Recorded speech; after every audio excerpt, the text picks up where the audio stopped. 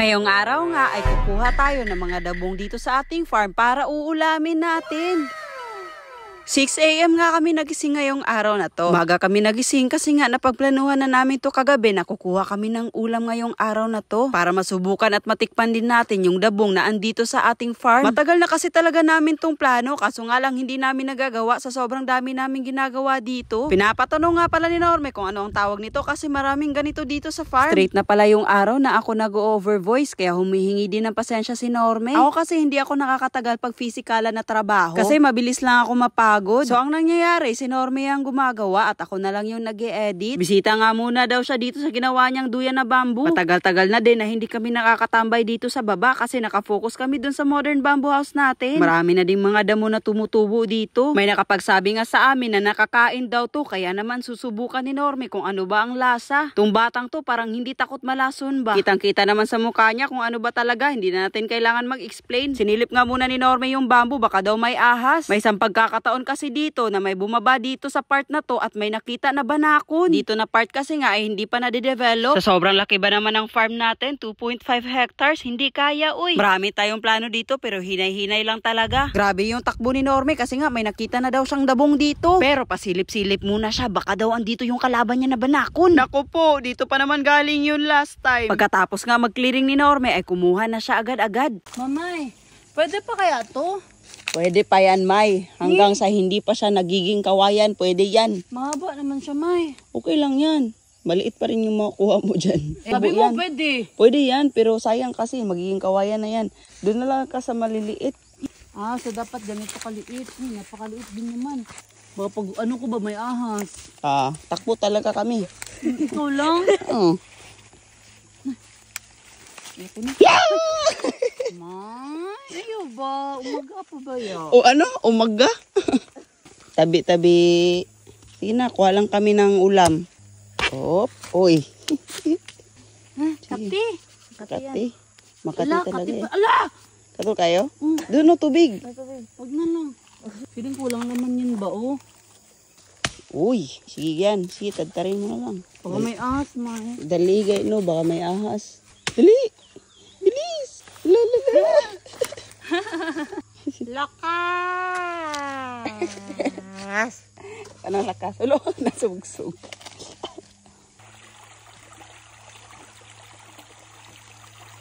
Dahil nga konti lang yung nakuha namin, kunuha na lang din namin tong malaki. Kasi kahit mataas na to, konti pa lang din nakukuha nito na nakakain. Nilinisan na nga lang muna ni Norme tong mga nakuha namin ngayon. Medyo hassle nga siyang linisan kasi kailangan mo talagang kunin yung mga hindi na nakakain. Kumakain naman talaga kami ng mga ganito. Yun bang nabibili sa palengke? Yung kaibahan lang talaga ngayon ay kami mismo yung nangunguha dito sa bamboo. Kami mismo naglilinis at syempre kami din yung magluluto. Ang galing lang talaga dito sa farm kasi pag wala ka talagang maulam, mahanap ka lang sa paligid, may makakain ka na.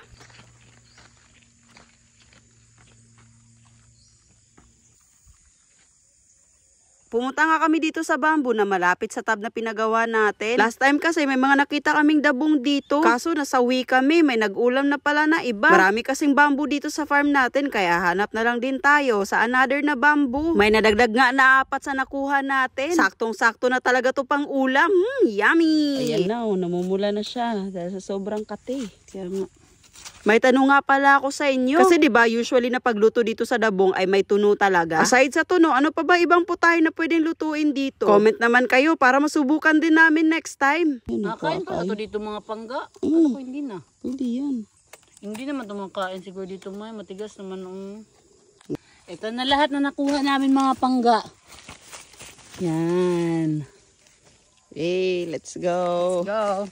Sana nga ay makapagtanim na tayo dito ng iba't ibang klase ng gulay. Para syempre tuwing umaga, pitas-pitas na lang tayo, di ba? Ay, tuwing nag-uusap kami ni Norme at nag-i-imagine sa mga ganyan, natutuwa talaga kami. Ang sarap-sarap kasing mamuhay ng simple lang. Tinapos ko na nga ang paglinis dito habang si Norme naman, nagbubunot na ng niyog. Ito nga pala ang sobra na niyog sa niluto namin na nangka. Grabe, ang galing-galing talaga ni Mamay, oh. Kahit anong gawain, kayang-kaya niya. Nasugatan pa nga siya dito sa pagbunot nitong niyog na to. Pero patuloy pa rin siya kasi malayo naman daw sa bituka. pero pag ilalapit niya yung kamay niya sa bituka, malapit na. Pagkatapos nga magbunot ni Normie ng niyog, ay biniyak niya ito. Kasi kakagood pa yan. Hindi ko alam anong tawag sa Tagalog. Basta yun na yun. May mga nagko-comment nga sa amin kung nahihirapan kayo magtagalog, magbisaya na lang kayo kasi halata naman na Bisaya talaga kayo. Pero alam nyo ba, kahit may mga time na nahihirapan kami magtagalog, ay pinagsisikapan pa rin namin na magtagalog para yung mga hindi nakakaintindi ng Bisaya ng mga followers ay hindi din mahirapan. Nasubukan na kasi namin magbisaya sa vlog namin dati at maraming hindi natuwa. Dito nga ay nalilito si Normie kung ano ba talagang forma or size na gagawin dito sa dabong. Dahil nga first time niya din, hindi talaga niya alam. Pero at least ngayon na nasubukan na niya, alam na niya yung gagawin niya. Ito na nga pala yung naging sugat ni Normie sa pagbunot niya kanina. Buti na lang talaga masipag tong mamay ko.